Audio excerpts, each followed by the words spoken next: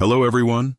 Today we're going to dive deep, and very slowly, into one of the most sacred, most meticulously described, and yes, potentially most sleep-inducing parts of the entire Bible, the measurements of the Ark of the Covenant. Get ready for millimetric details, hand-picked wood, and motionless cherubim that never blink. Yes, you might fall asleep before we even reach the 2.5 cubit. Picture yourself in the desert. It's hot, really hot. The sand sticks to your feet like hot breadcrumbs. You're just an ordinary Israelite, surrounded by tents and goats, and suddenly you hear that God told Moses to build a box, but not just any box, an ark, one that comes with instructions so detailed it would make your 3-door wardrobe manual look like a comic strip. So before you get too comfy or sleepy, take a moment to enjoy the video and subscribe, but only if you genuinely like what we're doing here. Also, drop a comment telling me where you're watching from and what time it is where you are. I like knowing who I'm almost dozing off with. Now dim the lights, maybe turn on a fan or the AC to get that soft background hum going, and let's begin our journey together. You wake up to a morning that smells of sand and goats. The camp is buzzing. Moses came down from the mountain with more than just tablets. He brought a construction list. You walk over to where the scrolls are being unrolled. They talk about the Ark of the Covenant, a box made of acacia wood. You're not exactly sure what acacia is, but you're confident it's not easy to find among all the cacti and rocks. 2.5 cubits long, by 1.5 cubits wide, by 1.5 cubits high. You frown. Someone murmurs, "A cubit is roughly from your elbow to your fingertips." You glance at your arm and eyeball the measurement. Nothing like a measuring system based on random arms. And on top of that, it's all overlaid with pure gold. Inside and outside. Sweat drips from your temple just thinking about melting gold in the middle of the desert. It's hammered gold, hammered with patience, with love, and probably with a good bit of boredom too. Historically speaking, acacia wood was common in arid regions like Sinai, but scholars still debate whether it was really feasible to gather that much acacia and that much gold for a single project. After all, we're not talking about a jewelry box. This thing needed to be carried for miles. Oh yes, transportation. The ark has to be portable. You think of wheels, but no. Apparently God isn't a fan of shopping carts. Instead, it's supposed to have gold rings on each corner for poles, also made of acacia, also gold-plated. All this just so no one touches the ark directly. Because touching it means, boom, goodbye. You wonder if they couldn't just wrap it in a blanket. Maybe add some little silicone wheels, like a travel suitcase. But no, it's pole and shoulder. Shoulder and pole. Someone next to you says it's a sacred box where God himself will literally manifest. You look at the drawing again. Looks like a box with a lid, and more gold, and more measurements, and 2 cherubim with wings spread out, touching at the tips. You think, do they blink? Are they cute? But no. They're fixed, like those plaster angels on your great-aunt's shelf. By the way, you hear that the gold can't be melted in parts and then glued together with some kind of holy epoxy. It all has to be made from a single piece. That reminds you of the puzzle you never finished, except in this case, if you mess it up, God punishes you, and you lose your whole Friday afternoon. You take a deep breath. There's something profoundly symbolic in all this. The ark is, after all, the place where God would dwell among men, but at the same time it's a box with measurements and rings, so many rings. You try to imagine the scene, a group of artisans debating whether the cherub's width should be 1.5 cubits or just 1, and someone yelling from the back, "Moses, the left wing is sticking out. It was supposed to point inward, remember?" Interestingly, archaeological records have never turned up a definitive Ark of the Covenant. Some say it was taken to Ethiopia, others believe it was destroyed. But even among biblical scholars, there's debate over whether it physically existed, or whether it was perhaps more symbolic than practical. Historians still argue whether all these details were meant more to inspire reverence than to build a functional object. Meanwhile, you imagine being the guy assigned to polish the ark. With the heat, the blinding gold shine must work like a solar oven. No sunscreen. And yes, people back then used mixes like oil and even crocodile dung as sunblock. Biblical glamour. The day drags on. You hear each instruction read like a Swedish furniture assembly tutorial, but with more sand and fewer diagrams. Your brain begins to drift gently into a comforting haze, where measurements mix with cherub feathers and the faint scent of acacia wood. And so, with the box still only a spiritual blueprint, your eyelids grow heavy. Maybe tomorrow the poles will arrive, or more rings. You're still lying there in your mind, under that makeshift tent, surrounded by voices reading the instructions aloud, like the endless menu of a restaurant. The Ark of the Covenant is beginning to take shape, at least in your imagination. You can now see the outline of the box, 2.5 cubits long. You know what a cubit is by now, but you still wonder why no one thought to invent the meter earlier. You hear someone repeat, 2.5 cubits by 1.5 by 1.5. That constant repetition is almost hypnotic, like the ticking of an analog clock no one uses anymore. But that used to lull you to sleep as a child. If you were building this box today, you'd probably use a tape measure, a digital square, and a power drill. Here it's all eyeballing, rudimentary rulers, and faith. The gold has arrived, or at least a portion of it. The command is to overlay it inside and out. You imagine the scene. Artisans laying gold leaf over the wood, sweating like they're trapped inside an Old Testament microwave. The gold folds, tears, slips, and someone shouts, "Don't touch it with your finger. You'll leave a mark." And yes, there's a molding around it. A pure gold molding, just to make it clear that, even though it's a box, it is the box. The most important one of all. What's being built here isn't ordinary furniture. It's the meeting point between the divine and the earthly, the sacred and the practical, the spiritual and carpentry.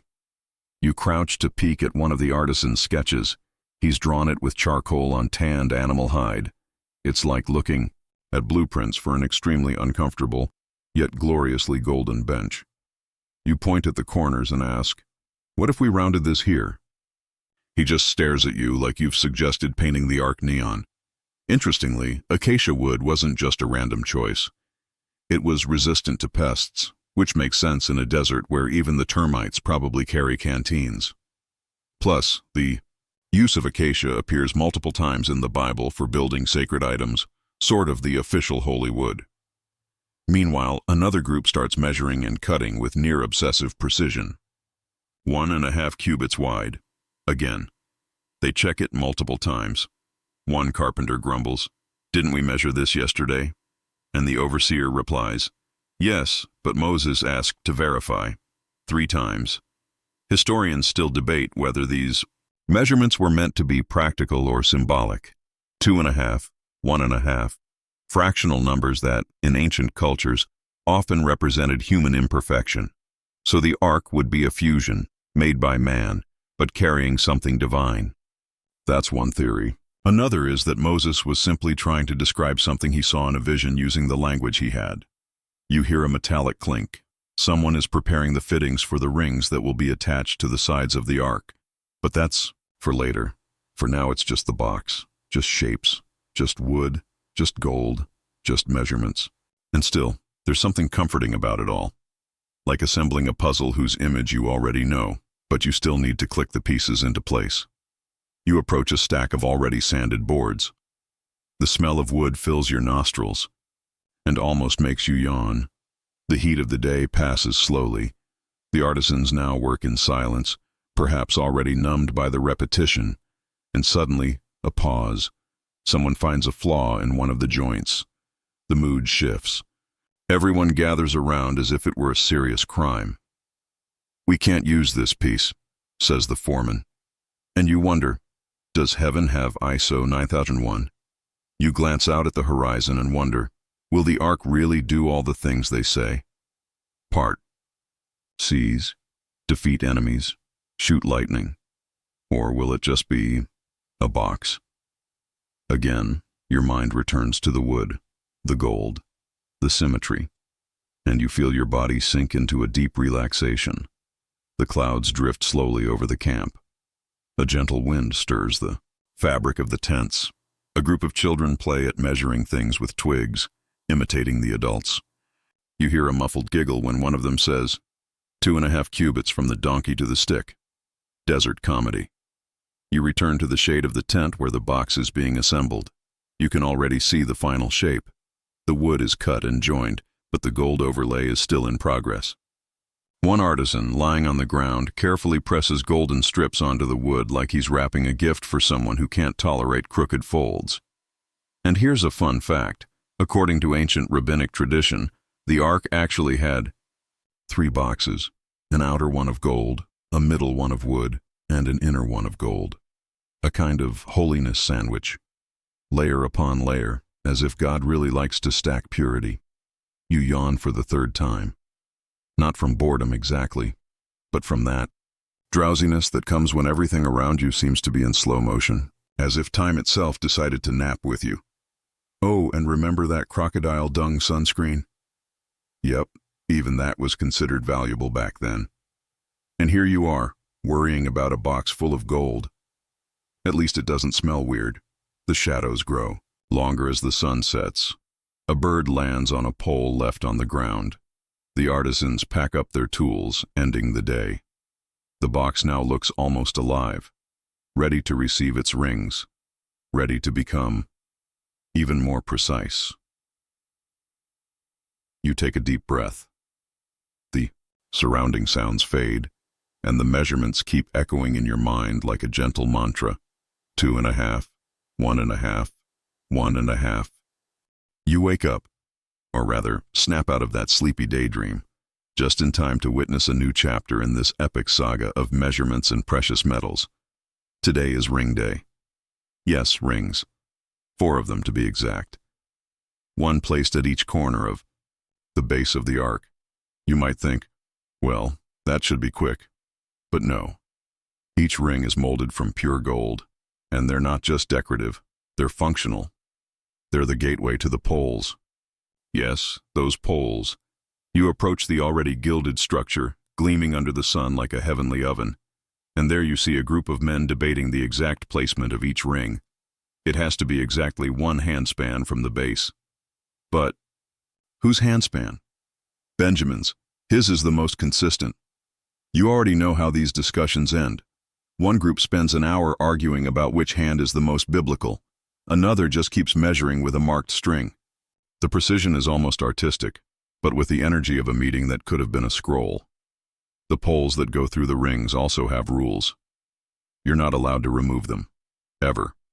Not for cleaning. Not for airing things out.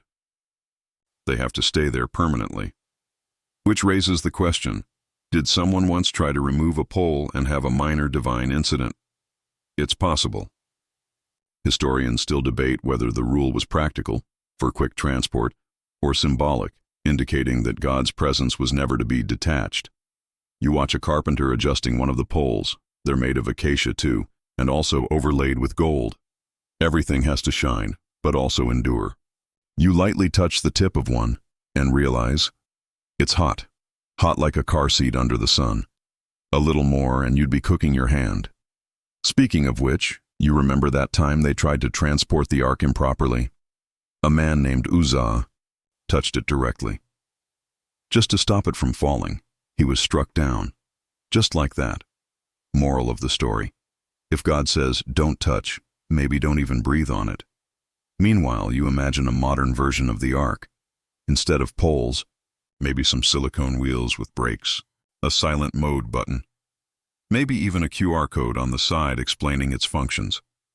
But here in the desert, it's fixed poles. No shortcuts. The sun is high and you feel sweat running down the backs of the carriers. They're practicing sliding. The poles through the rings like it's a ritual. And it is. After all, the ark will be carried like this for years, across deserts, rivers, and eventually, hidden, lost, maybe even forgotten. But for now, it's still here. And each ring gleams as if it knows it. Interestingly, these instructions were delivered verbally to Moses on Mount Sinai, and somehow he remembered it all with precision. You try to imagine yourself in his place. After 40 days fasting on a mountain, would you come back with such an exact list of specs? Or would you say something like, look, just make a big, nice box, throw some angels on top. But not Moses. He was detail-oriented, probably more than necessary. You sit on a rock in the shade. The sound of hammers on gold, now much softer, fills the air. Each tap like a distant bell, marking time as it stretches like a tent on a windless day. The poles are inserted into the rings with ceremony, and they slide in perfectly, a fit as smooth as spreading butter on warm bread. You feel a deep satisfaction watching it all come together, even though nothing has happened yet, even though the ark just sits there, motionless. Then someone raises the question of the day. Why 4 rings and not 6 or 8? Silence falls, almost sacred. Because God said so, replies an older man, like someone too tired to keep philosophizing about it. But you can't help wondering. Maybe 4 represents the 4 corners of the earth, or the 4 winds. Or maybe it's just the number of people needed to lift a box that weighs as much as a miniature ox cart. You also notice that the carriers won't be just anyone. It's not a who's free, come help situation. Only Levites can touch the poles. Only trained, pure, designated Levites.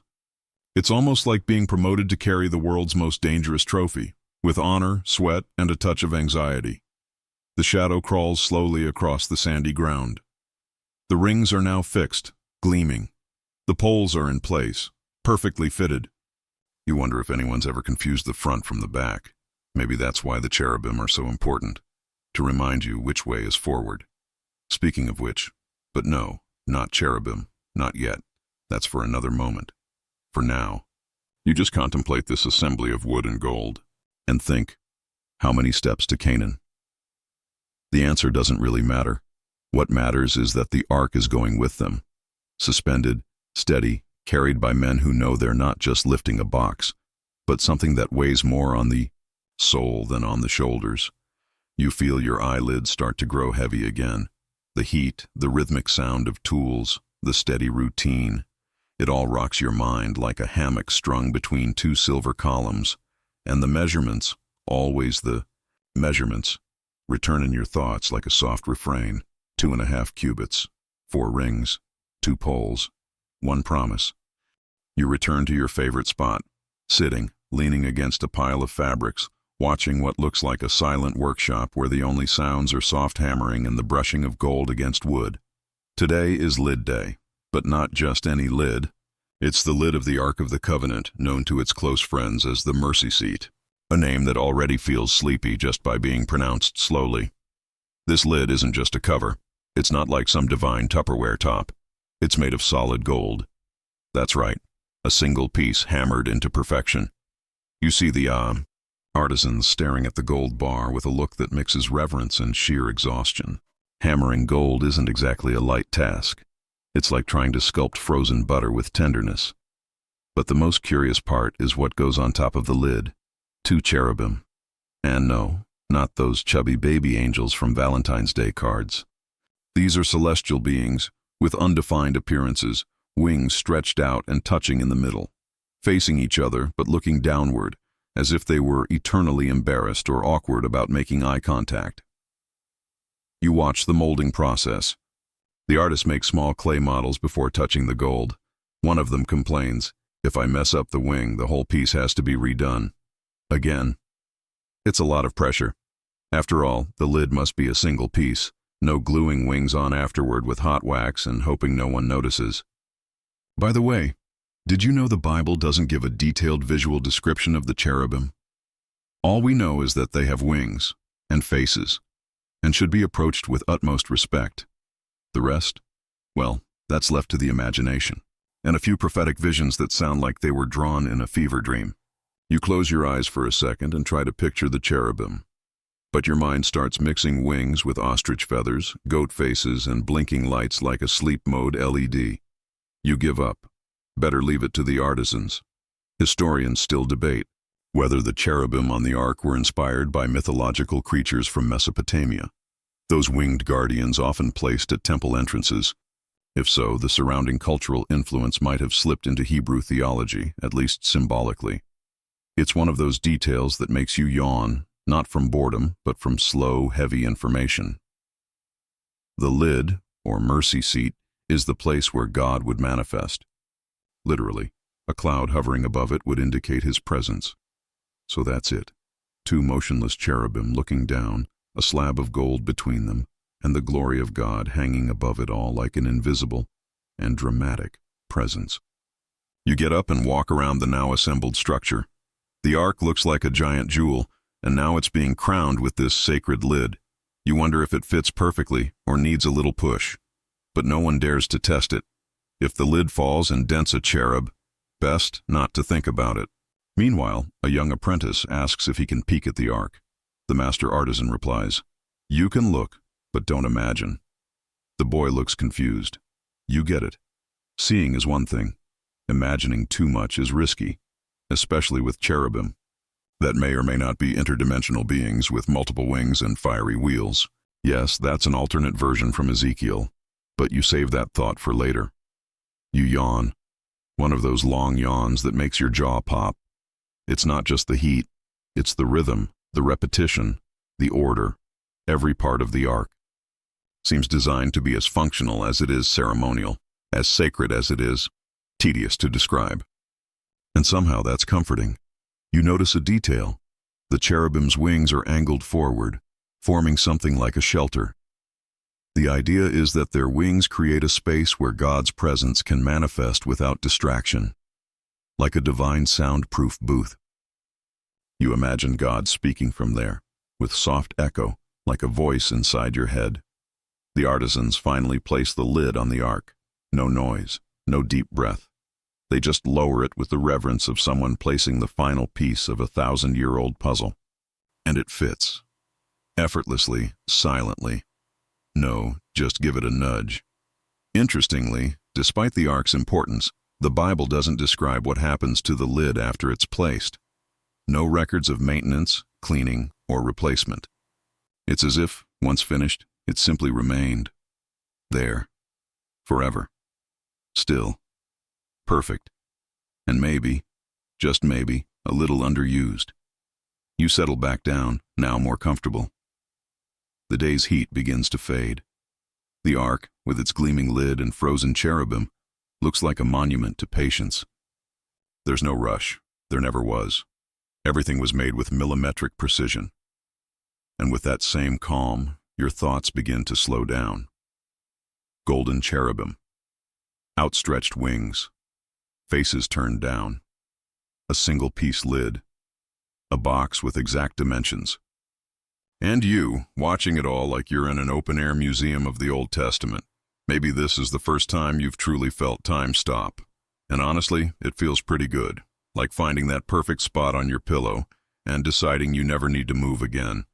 You remain where you are, half melted beneath the tent fabric, watching that sacred cube, newly completed with its golden lid and downward tilted cherubim. The evening light hits the ark, and everything on it seems to glow with a soft golden orange hue, like someone applied a vintage filter. But now comes the part that's the most restricted, the place where this ark will be stored, the famous and feared Holy of Holies. You stand up slowly, more out of politeness than actual interest. After all, it's not like you're going to enter. No one enters, literally. Only the high priest, and only once a year. And even then, he walks in trembling, with a bell attached to his robe. If the bell stops ringing, well, let's just say they pull him out with a rope. Yes, that's right. It's the biblical equivalent of a high-risk operation with an emergency retrieval plan.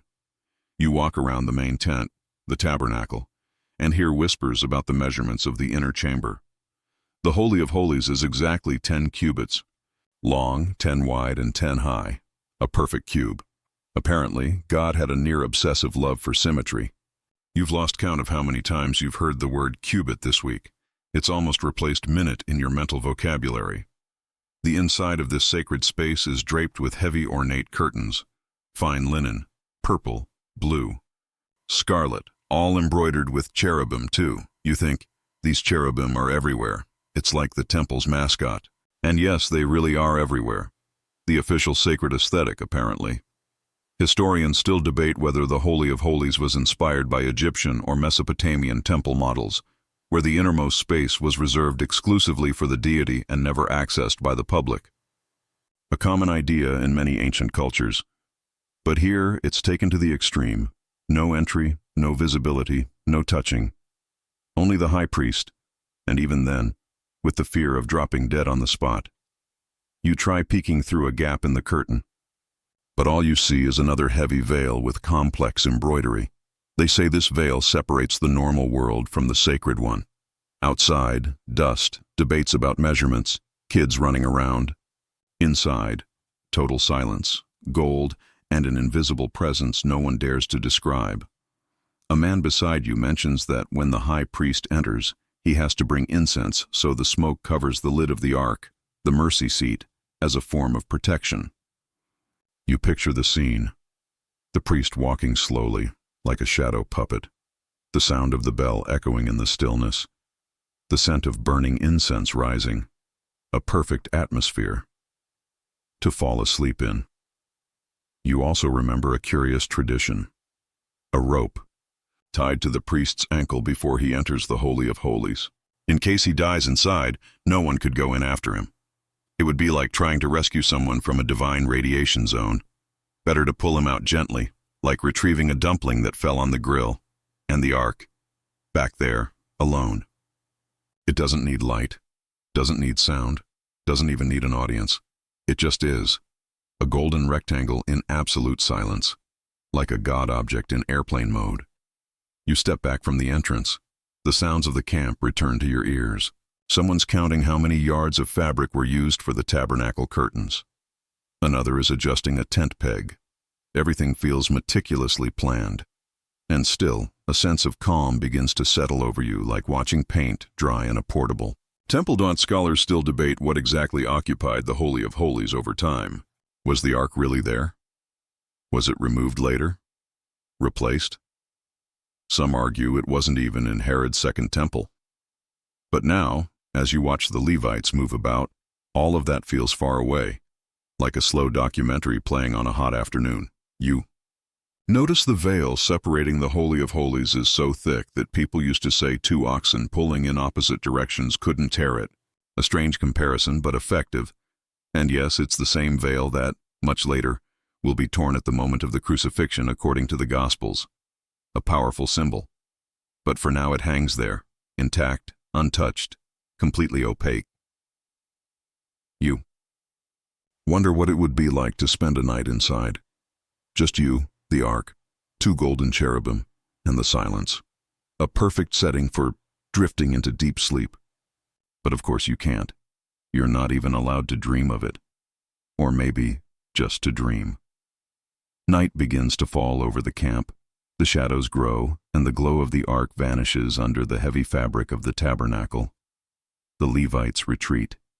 The veil remains in place, and the Holy of Holies continues to be the most exclusive space in all of sacred history. The only place where even silence seems to be regulated. And you just yawn. You're starting to get used to the routine. Gold, measurements, fabrics, cherubim. But today, something different. A touch of inventory.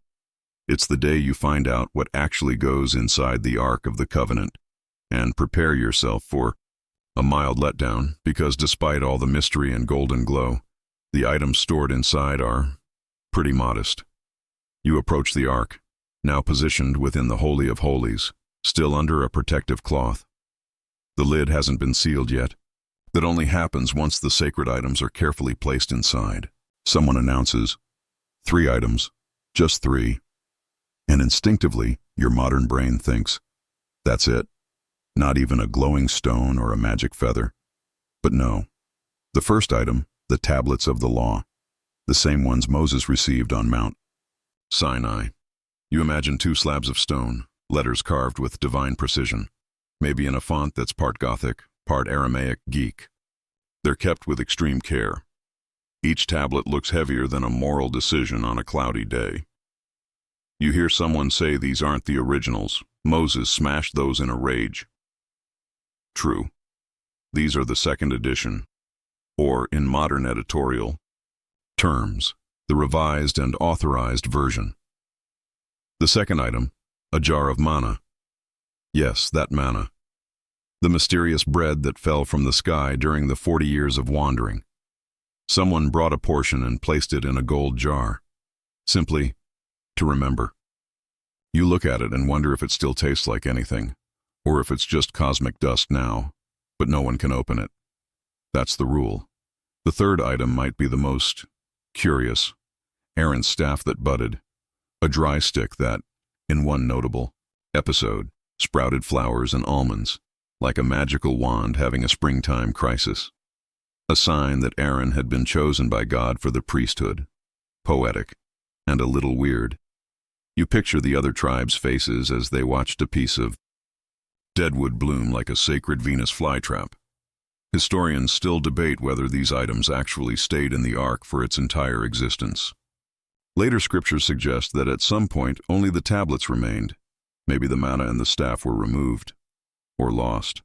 Or maybe, you imagine sleepily, someone just got tired of storing everything and decided to keep only the paperwork. You watch the solemn moment as the items are placed. Each object is wrapped in delicate cloths like wedding gifts and positioned with mathematical precision. Nothing can be crooked. Nothing can touch the lid. Nothing can make a sound. You yawn. A curious thought breezes through your mind. Manna was described as tasting like honey cakes, but also like coriander seeds with an oily flavor, a combination worthy of a celestial baking competition. You wonder if anyone's ever tried to recreate manna at home. A mysterious little cake with the flavor of wilderness and the texture of a miracle. Meanwhile, Aaron's staff rests at the bottom of the ark. A dry branch that once bloomed, like it's saying, "I'm still here." You think about how many sticks you've seen in your life. None of them ever sprouted spontaneously, and certainly none were placed in a gold box to be preserved until the end of time. The ceremony continues. A respectful silence settles over the space. No children crying. No goats bleating. The three objects rest there like relics of a very recent past, and yet eternally symbolic. You notice that, except for the tablets, the other two items represent provision and authority. The manna, divine sustenance. The staff, divine selection. And the tablets, well, the rules, basically food, leadership, and obedience. A sacred tripod for any 40-year journey on foot. Finally, the priest approaches and covers the ark with the lid. The cherubim return to facing each other, or not facing, depending on interpretation. And silence again fills the air. The ark is complete, like a theological time capsule, a memory box no one is allowed to open, a display of invisible promises. You wonder if someday someone forgot what was inside. Maybe centuries later someone pointed to the ark and said, "There's very holy stuff in there.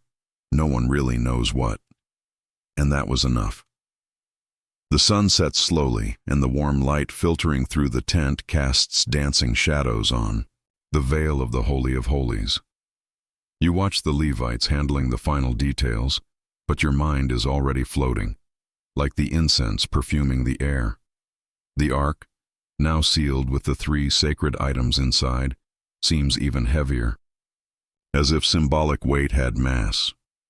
You think that maybe each of us carries an inner ark too, full of things no one sees. But that's the kind of thought you only have when you're nearly dreaming.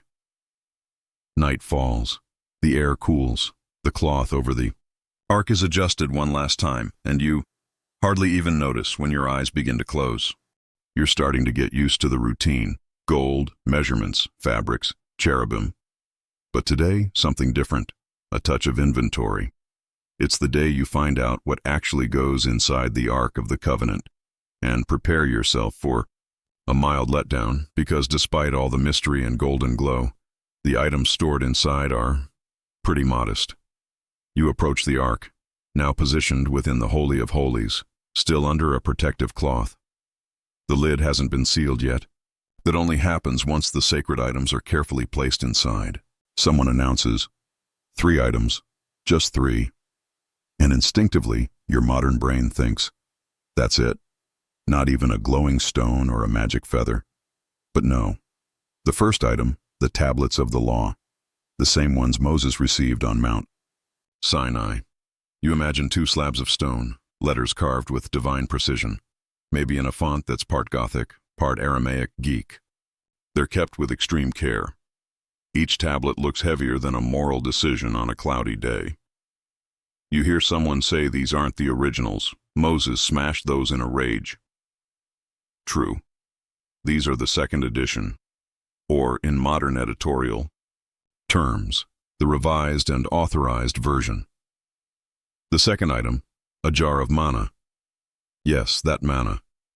The mysterious bread that fell from the sky during the 40 years of wandering.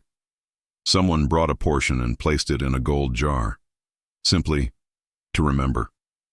You look at it and wonder if it still tastes like anything, or if it's just cosmic dust now, but no one can open it. That's the rule. The 3rd item might be the most curious.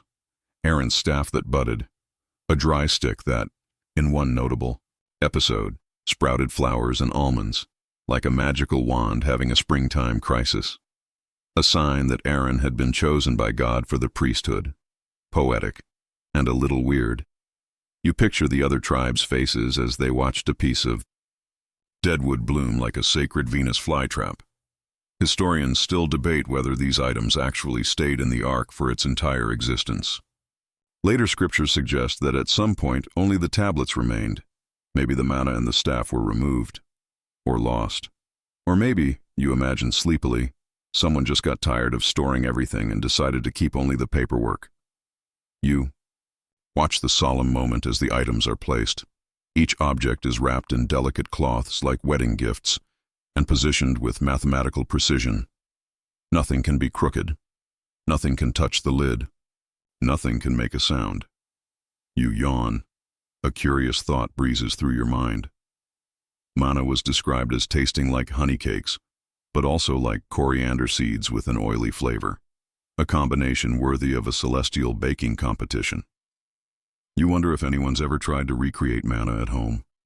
A mysterious little cake with the flavor of wilderness and the texture of a miracle. Meanwhile, Aaron's staff rests at the bottom of the ark. A dry branch that once bloomed, like it's saying, "I'm still here." You think about how many sticks you've seen in your life. None of them ever sprouted spontaneously, and certainly none were placed in a gold box to be preserved until the end of time. The ceremony continues. A respectful silence settles over the space. No children crying. No goats bleating. The 3 objects rest there like relics of a very recent past, and yet eternally symbolic. You notice that, except for the tablets, the other 2 items represent provision and authority. The manna, divine sustenance. The staff, divine selection. And the tablets, well, the rules, basically food, leadership, and obedience. A sacred tripod for any 40-year journey on foot. Finally, the priest approaches and covers the ark with the lid. The cherubim return to facing each other, or not facing, depending on interpretation. And silence again fills the air. The ark is complete, like a theological time capsule. A memory box no one is allowed to open, a display of invisible promises. You wonder if someday someone forgot what was inside. Maybe centuries later someone pointed to the ark and said, "There's very holy stuff in there. No one really knows what." And that was enough. The sun sets slowly, and the warm light filtering through the tent casts dancing shadows on the veil of the Holy of Holies. You watch the Levites handling the final details, but your mind is already floating, like the incense perfuming the air. The ark, now sealed with the 3 sacred items inside, seems even heavier, as if symbolic weight had mass. You think that maybe each of us carries an inner ark too, full of things no one sees. But that's the kind of thought you only have when you're nearly dreaming. Night falls. The air cools. The cloth over the ark is adjusted one last time, and you hardly even notice when your eyes begin to close. You've completely lost track of time. All you hear now are rhythmic footsteps, ceremonial whispers, and the gentle tinkling of tools against gold. Now that the ark is assembled, with its lid, its poles, its sacred contents, You'd think, it's all done, right? Oh no. Now comes the part of minute details, the ornaments, the hammered gold. The things that, if the ark were a cake, would be the invisible sprinkles no one notices, but whose absence would cause murmurs in liturgical committees. You move toward the workspace where the artisans, now bearing the kind of calluses you'd only get from reverent labor, are preparing the final decorations. You have to hammer the gold gently, one of them says, holding a golden leaf so thin it looks like a rolled-up sunbeam. You crouch down to watch. Each tap on the metal is done with a tiny wooden mallet, as if combing the hair of an angel. You wonder, why so much detail? The ark is already gold inside and out. It already has a frame, a lid, 3D cherubim. But no, now come the subtle flourishes, the little touches that only the builders themselves know are there.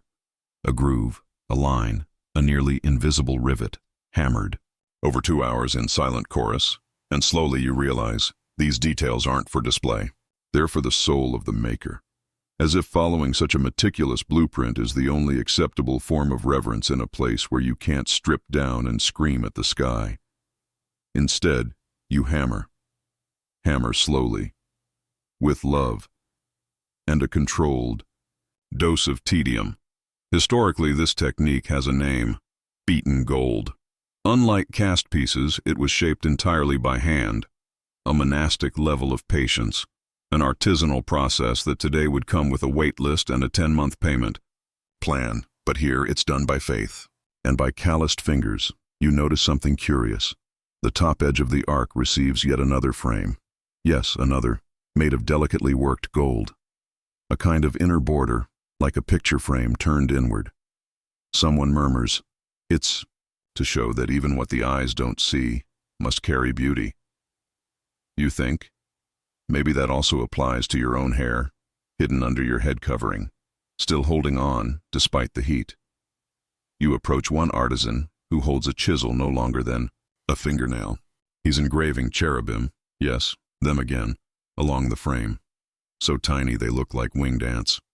For finishing, he says, you think, no one will ever see this. But he insists. The cherub needs to be there, even if it's the size of a grain of rice. Even if no one ever points and says, hey, look, a micro-cherub. And in the middle of all this, you yawn. But it's the appreciative kind. The kind you let out while watching a documentary about an 87-year-old man who makes bamboo flutes blindfolded as a symphony swells in the background. Scholars still debate whether these decorations were really executed at the level of detail tradition describes, or if they were simpler forms that generations later turned into ornate legends. But watching this artisan spend 30 minutes adjusting the curve of a golden wing no bigger than a lentil, you start to believe it. That it was exactly like this. Slow, ritualistic, excessive, perfect for sleep. You sit again. The wind blows gently, and a little dust dances through the air.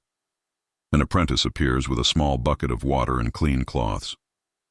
Not to wipe the ark, no one touches the ark, but to cleanse the artisan's hands before they go near it. Yes, there are rules even for touching the gold. Clean hands, pure heart, no onions at lunch. Here, beauty is measured in effort, in time, in care. You start to recall other biblical constructions governed by rules: the tabernacle, the temple, even the menorah, the 7-branched lampstand, all made of hammered gold. Apparently, God wasn't a fan of plastic. Everything handmade, please. Like an ethereal boutique in the middle of the desert. Handcrafted with prayer. You look at the ark again. Now it feels alive. Not because it shines. It always did. But because it's complete. Not just in function, but in spirit. Like a dish plated with a single herb. Not for flavor, but for the eye. Here, that herb is gold. Beaten gold. Like a divine compliment to human devotion.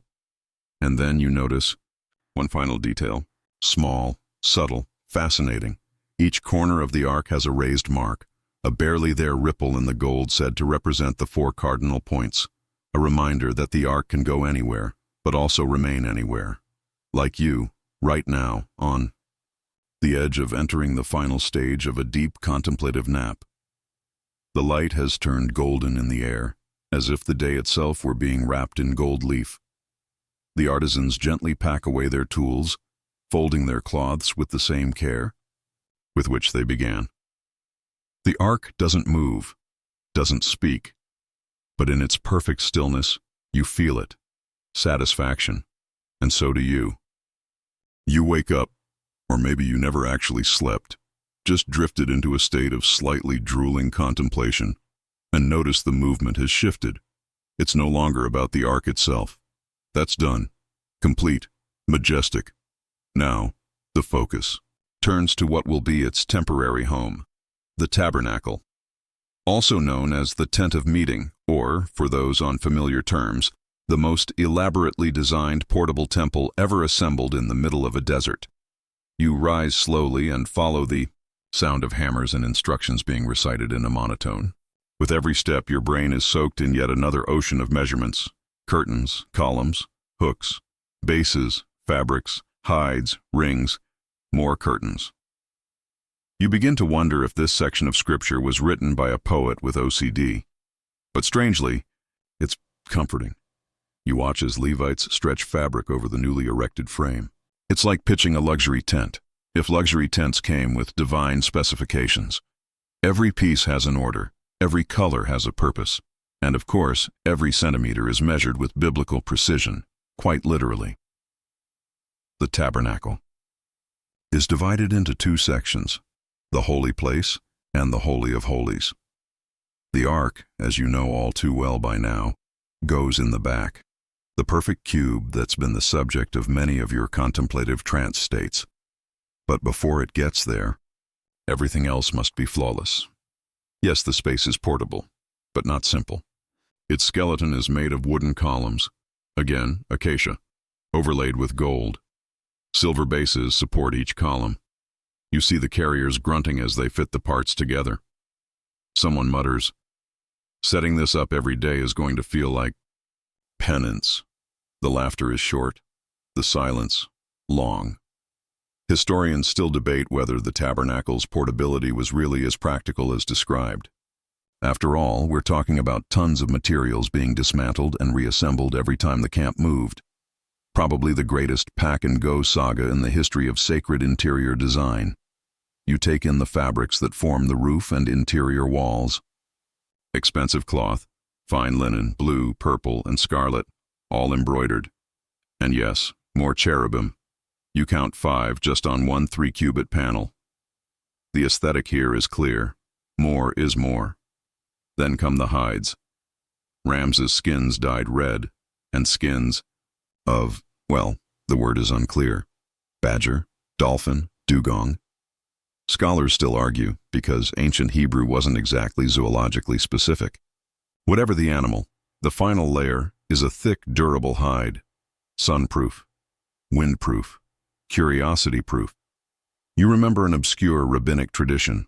The entire tabernacle was folded and transported in organized pieces by Levite families. A sacred Lego set, with instructions that, if lost, would cause more chaos than assembling a corner shelf with 2 screws missing. You notice an interesting detail. Each column has a precise slot for its rings, which hold up the curtains. And it's not just functional, it's beautiful.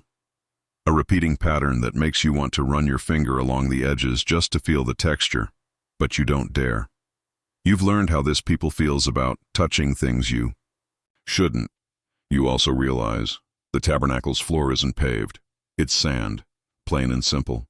But somehow, the sand now feels different, like the grains know they're under the structure that houses the ark. You whisper to yourself, "Even the ground has more purpose than I do sometimes." A voice in the background chants measurements. You hear 20 cubits of curtain, 5 gold pillars, 4 silver bases. Your brain begins to turn it all into a kind of monotone, hypnotic melody. Theological ASMR. Historically, the tabernacle wasn't just about God's presence. It was an attempt to impose order in the chaos. In the middle of an unpredictable desert, here was something predictable. A portable model of what would one day become Solomon's temple. But for now, it's just a really fancy tent. You step back and look at it all from outside. It resembles an art installation, a cross between a fabric bazaar and a nomadic palace. And deep within, protected by layer after layer of curtains, lies the ark. Silent, untouched, and yes, poles still in place. You take a deep breath. The scent of wood, fresh fabric, and sacred dust fills your lungs like a natural incense. You could sleep right here, leaning against one of those silver bases. The assembly continues, but the pace slows, as if even the Levites have been conquered by repetition. One of them trips over a rope. No one laughs. The respectful silence outweighs any physical comedy. You close your eyes and visualize the tabernacle, fully assembled. Curtains hanging in perfect folds, columns aligned, gold reflecting the last rays of sun, the entrance sealed. And deep inside, behind veils and shadows, the ark. And you, right there, breathing slowly, as if you were part of the furniture.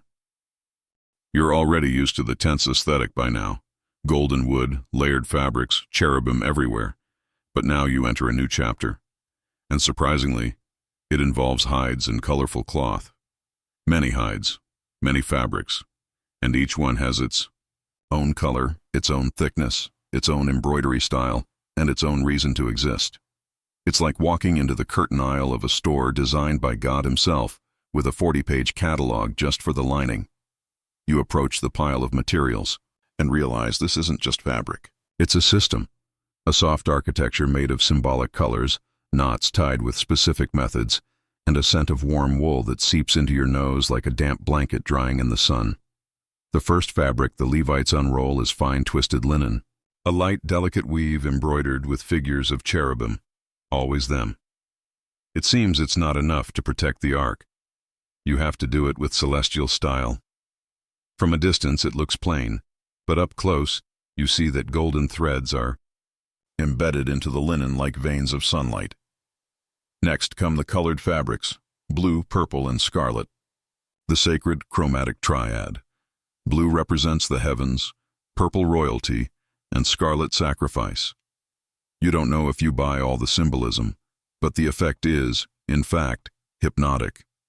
The colors dance in the late afternoon light like a stained glass, window in motion. You catch yourself thinking that sleeping between these curtains might be better than any straw mattress. But what comes next even surprises your dream-soaked brain. Ram skins dyed red. They're heavy, warm, and they smell. Well, like wet ram. You watch two Levites try to fold one, and it's like watching someone attempt to fold a damp carpet the size of a wagon. And over it all comes the final layer, the hide of a mysterious animal. The Hebrew calls it tahash, and no one really knows what it was. Translations vary between badger, dolphin, antelope, or even some mythological beast created just for this purpose. Scholars still debate whether it was a real creature or a symbol, something rare, exotic, and resistant to the elements. But honestly, no one wants to cuddle up next to the hide of a possibly celestial dolphin. Better to respect it from a distance. You observe how the layers stack. First the fine linen, then the colored cloth, the red hides, and finally the mystery skin. Like a 5-layered sacred onion. And in the center, protected by it all, the ark. Untouched. Unseen. You wonder, does God really love curtains that much? Or is opacity itself the miracle? You follow the Levites as they fold, tie, and fasten each layer with hooks and cords. The hooks are gold, of course. And the cords? Braided linen with blue threads. Nothing is generic. Everything feels like ceremonial. Tailoring. A fashion show.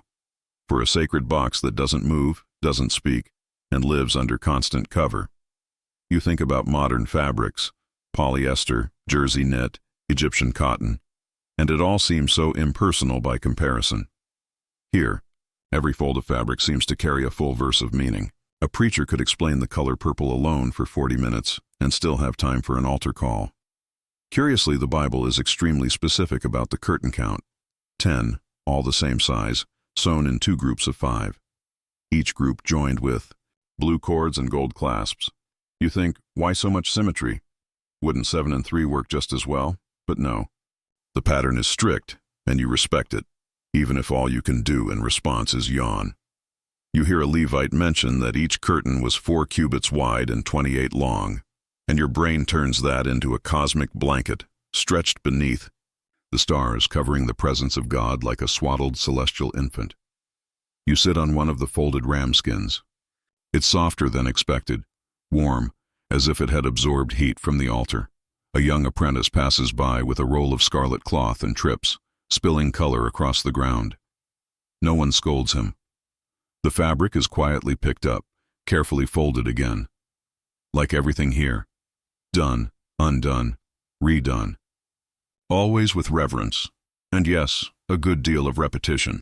Historians still scratch their heads over how this desert-dwelling people got hold of so many luxury materials: gold, purple dye, fine linen, exotic hides. A popular theory is that it came from the spoils of Egypt when the Israelites left. But there's also the logistical mystery. How do you store all this for 40 years on the move?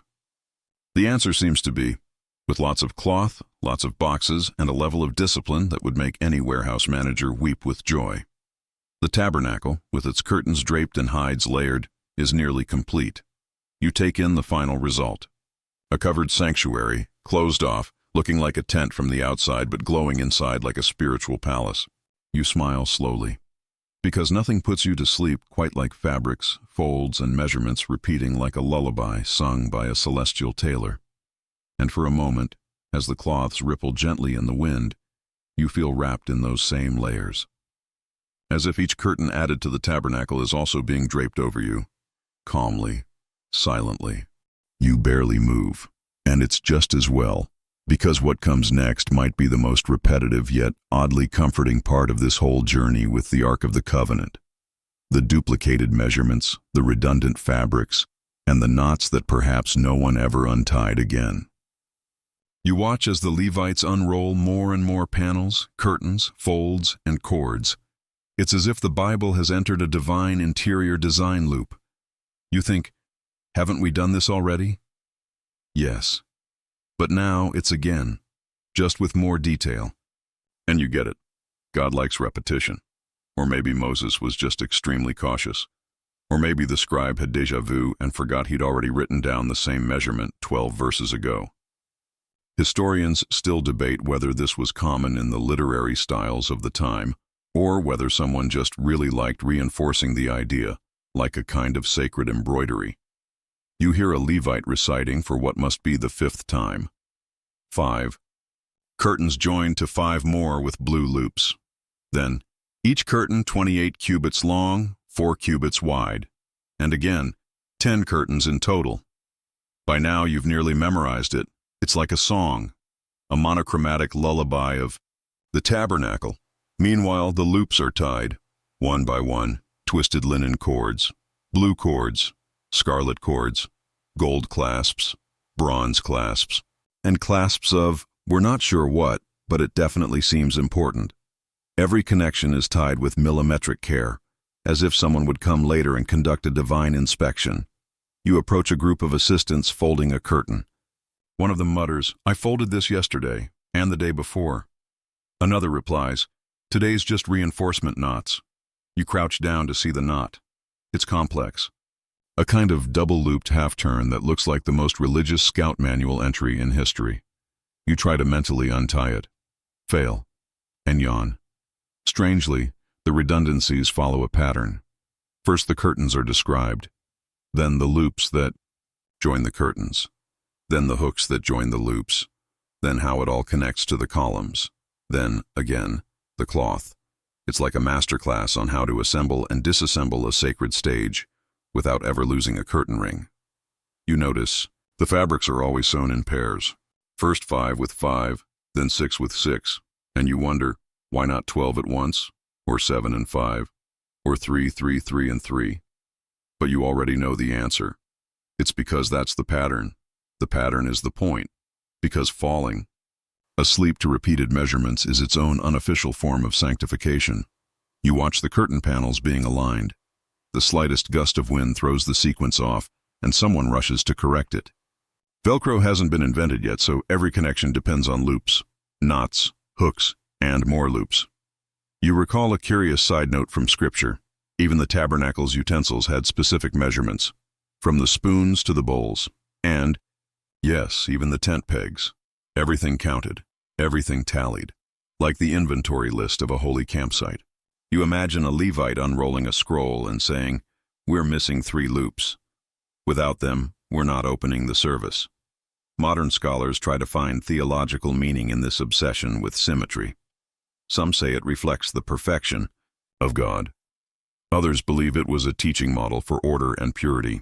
And you, lying between 2 folded curtains, think maybe it's just because someone really loved making lists.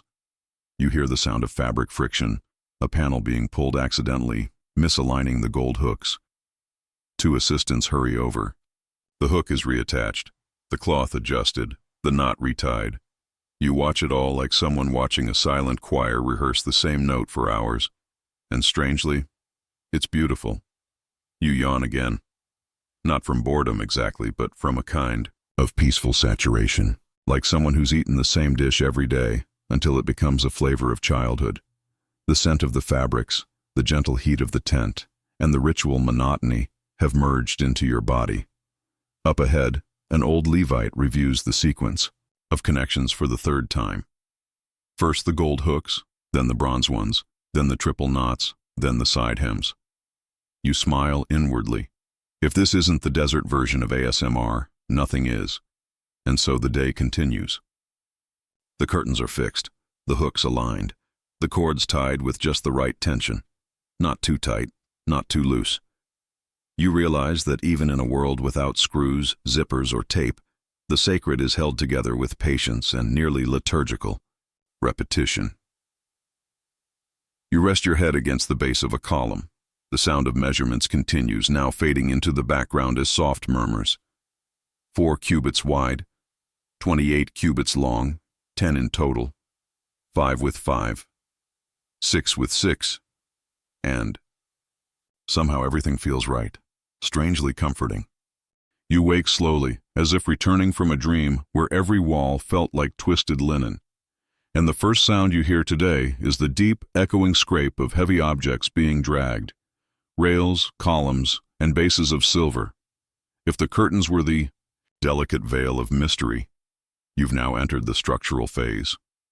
The skeleton of faith. The portable skeleton. You rise slowly, already recognizing that muffled clink of silver on stone. The columns that support the tabernacle aren't tossed carelessly to the ground. They're placed one by one, anchored into bases. And what bases? Each one solid silver, heavy, unyielding, dependable. You watch a team of Levites struggle to move a single base. It takes 3 of them just to set it into place. They're like wedges holding up an improvised palace. The columns, of course, are made of acacia. By now, you're old friends. But these aren't just straight planks. They're carved with specific joints, tenons fitted into sockets, forming a system that would make a 21st century engineer nod in admiration. It's a luxury Lego tent, but with no brightly colored pieces. You notice not all the columns are the same. The ones supporting the entrance have different bases from those holding the inner veil. And here's the most curious part. Some bases are bronze. Because not everything is silver, my friend. There's hierarchy, even in the divine framework. Scholars still debate whether this distinction was symbolic, marking degrees of holiness, or simply logistical. Maybe it was just about using whatever metal was on hand. Either way, the debate still hasn't cooled. You crouch next to one of the silver bases. It shines without polish. The metal gives off that soft glow of something heavy with meaning, though no one speaks it aloud. You place your hand on the base and feel its weight without lifting it. It's like touching the ground through the metal, a kind of spiritual anchoring. Next come the rails, or crossbars, long beams that run horizontally between the columns, fitted through rings or sculpted grooves.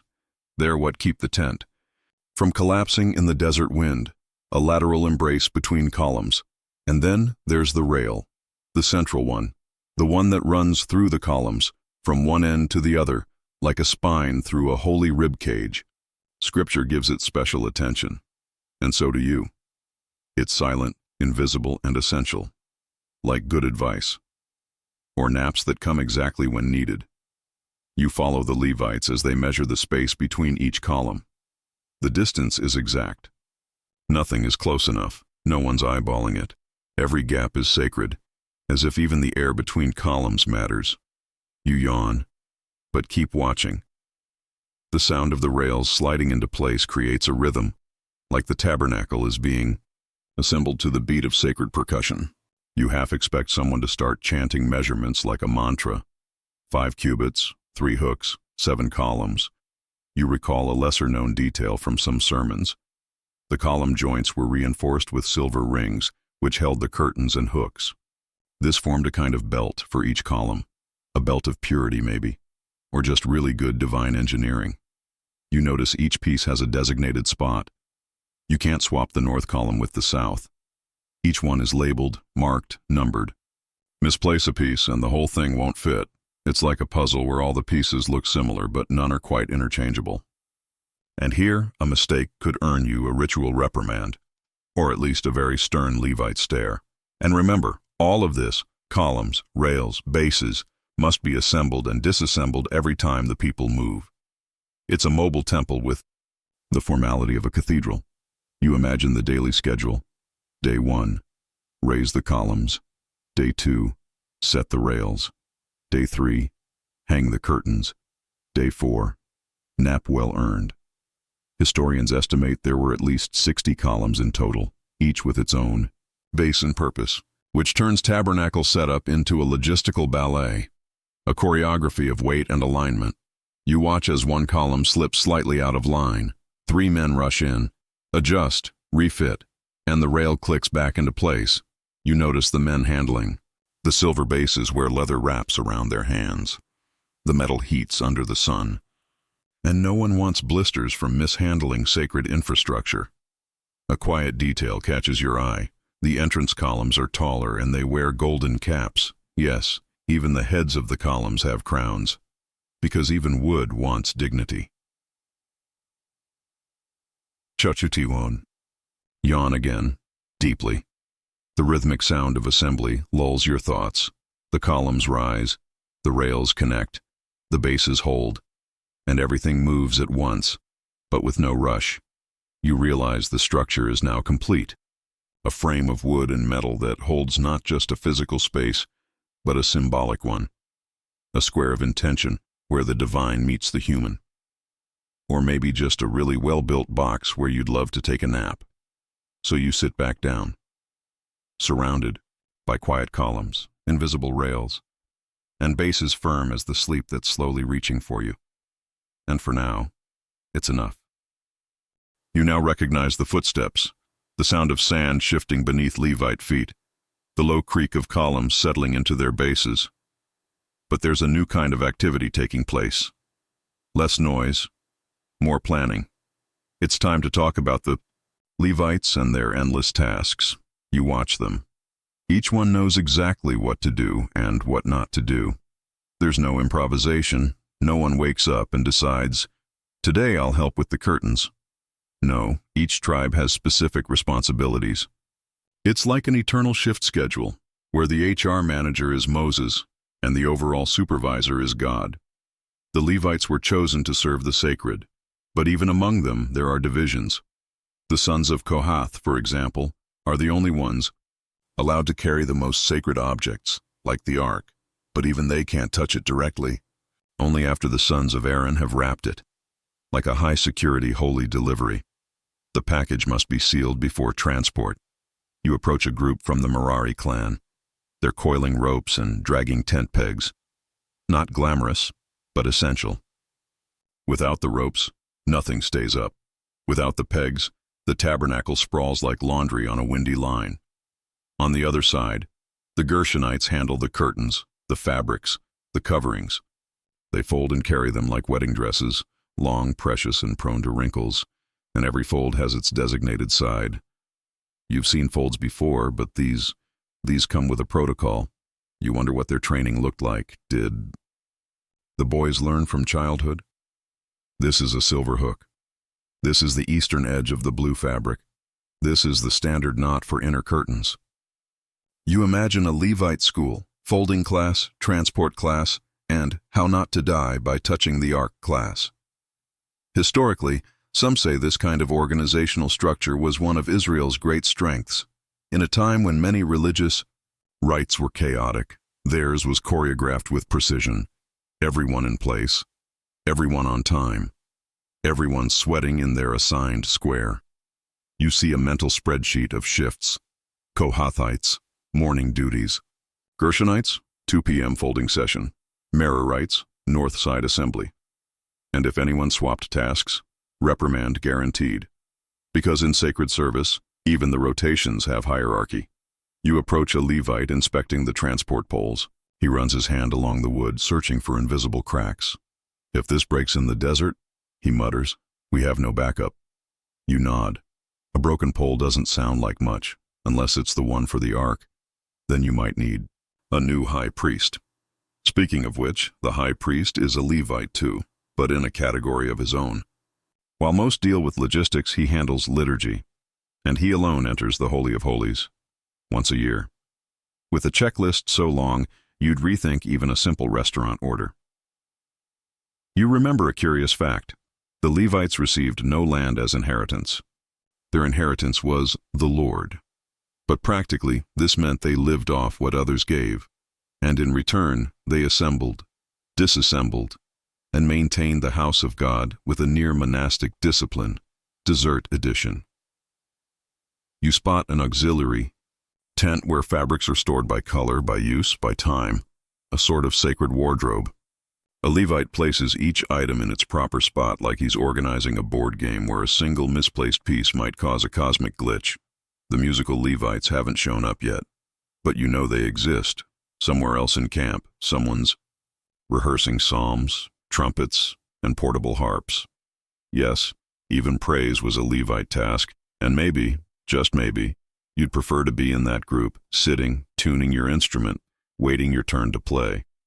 But here and now, it's physical labor that dominates. Columns, stakes, cloth, poles, bases, repeat, dismantle, rebuild.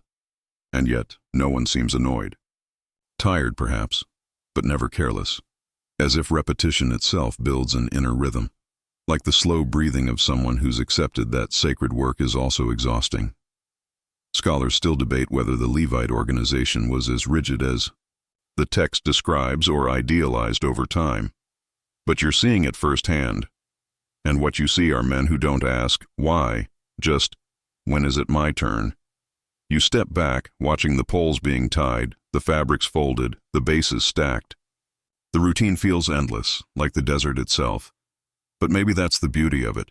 A never-ending cycle where weariness is sacred and boredom deeply restorative. You yawn again, and you imagine yourself a Levite for a day, or 40 years, just to have a good reason to fall asleep with the quiet satisfaction of a job done right. You hear the scraping of footsteps in wood, but this time it's not assembly, it's movement. The tabernacle is standing, the ark is sealed, the fabrics are stretched. But now, it's time to move everything, and you're invited, though it's not really optional, to witness the ritualistic, slow transport of the Ark of the Covenant. A relocation with surgical precision, but the pace of a turtle tired of carrying symbolism. The Kohathites take their positions. They're the Levites tasked exclusively with transporting the most sacred objects, and even they don't touch the Ark directly. The poles, those old familiar ones, are still there, passing through the golden rings. That's how the Ark will be lifted. Yes, lifted. No carts, no wheels, just faith and properly braced shoulders. You crouch and look at the ground. The path has been carefully cleared. No loose stones, no obstacles. The route is laid out like a ceremonial aisle, but instead of spotlights, there are tense stares and much, much silence. 4 men, one at each end, adjust their grip. The poles press into their shoulders and they all breathe together. You notice, no one speaks. They just wait for the signal. The high priest, or maybe Moses, or maybe God, through a particularly specific kind of silence. The transport begins. One step, then another. The poles creak slightly, but the ark doesn't sway. Everything is calculated. The pace is so slow you could nap between steps and wake up in the same spot. But there's something hypnotic about it, a sacred ballet in slow motion, a liturgical delivery. Historically, the ark was always transported with maximum caution. There were attempts to do it differently, and you know how that went. Uzzah, instant death. So here, no one gets creative. It's all by the book, by tradition, by reverent fear, or sheer terror, honestly. You walk alongside the group. You see the Levites exchanging glances, silently checking. Are we in sync? Are we on beat? It seems exaggerated, but you get it. When you're carrying the symbolic presence of God in box form, a stumble becomes a theological problem. As the ark moves forward, the people make way. No shouting, just quiet steps back. A reverent space forms around it. Children are pulled aside, animals are tied down. No one crosses the ark's path, not even as a joke, not even by accident. You notice a detail. The group walks in perfect rhythm. The ground marks their steps like a sheet of dusty music. Ahead of them walk priests with censers. The incense rises in slow spirals, as if even the smoke knows not to rush. And the other objects? Oh yes. The sons of Merari and Gershon follow behind, carrying the columns, the fabrics, the hooks, the stakes, the bases. It's a long, rhythmic caravan. No one runs, no one stops. It's like watching a parade where every item has a serial number and an exact function. You spot an odd bit of trivia. At times, the ark had to be covered in 3 layers. First a blue veil, then a covering of badger skin, or whatever mystery animal was in fashion, and finally, a solid-colored cloth. This ensured no one saw the ark during transport, not even the Levites carrying it. That makes it even more symbolic. They carry without seeing, like raw faith, or like you trying to remember where you left your keys without getting out of bed. You think, this is more than transport, it's a rite, a choreography that says, this matters, not because the ark is a magical object, but because it represents something beyond wood and gold. Its presence, its promise, it's the weight of the invisible being treated as fragile. Scholars still debate whether this kind of formal procession was really that structured in the early centuries, or if these descriptions reflect a later ideal. But here, in front of your eyes, the formality is undeniable. It's almost meditative, a soundtrack without sound. You follow the procession for a while. At some point, one of the Levites stumbles slightly. The group stops, adjusts, breathes, then continues. No one says a word, because even a stumble here is a chance to reassert care. You sit on a stone by the path. The ground lightly vibrates with each carrier's step. The dust rises in small puffs, as if it too is bowing, and there goes the ark, passing by you, like a comet in no hurry, like a floating idea, like a sleep that arrives softly, carried by golden poles and synchronized feet. You remain there, seated, watching the last glint of the ark's gold disappear into the sandy horizon. The curtains have already been folded, the columns stored away. The Levites continue with their loads like liturgical ants on a divine mission. And then, in the midst of it all, you realize the ark is gone. Not really gone, of course, but it's the beginning of that disappearance that will last for generations. You blink slowly as you hear one of the elders say, "One day, no one will know where it is." And that thought seems to drift through the hot afternoon air like lazy incense. The ark, which was made with exact measurements, precious materials, layers of fabric, and access levels as restricted as the throne room's Wi-Fi password, simply vanishes. The Bible gives no grand farewell, no fireworks, no announcement of a last appearance. At some point, between battles, exiles, and rebuildings, it stops being mentioned. And that, more than anything else, is strangely anticlimactic. You remember when it was captured by the Philistines, a dramatic episode where it caused so many problems for the enemies that it was quickly returned, like someone regretting borrowing a cursed item. Hemorrhoids, falling statues, and a series of mysterious events marked its stay in enemy territory. But still, it came back and remained. For a while, historians still debate whether the ark was destroyed in the Babylonian attack on Solomon's temple or hidden away. There are theories placing it in secret caves, in Ethiopian temples, in tunnels beneath Jerusalem, even on lists of artifacts sought by modern explorers. And of course, some claim it never physically existed, that it was just a symbol, a solid concept wrapped in gold. You think after so much detail, so much care, so much protocol, it just disappeared? And the answer is yes, and also no, because what it represented continued: the presence of God, the promise, the silence loaded with meaning, the mystery no one can touch directly. All of that remained, even without the box, even without the poles, even without the golden cherubim eternally facing each other like two HR employees in an elevator. You lean back on a pile of gathered stakes. The wind blows softly, as if trying to remind you that you don't need to see the ark to know it existed, as if its absence were, paradoxically, the strongest proof of its presence.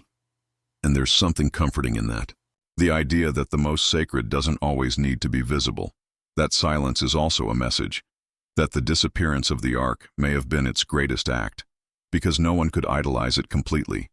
It escaped, hid from human pride, became legend, became longing, became a sigh. You hear a younger Levite asking an older one, "If we lost the ark, how would we know we're still God's people?" And the elder answers, without looking, "We'd know.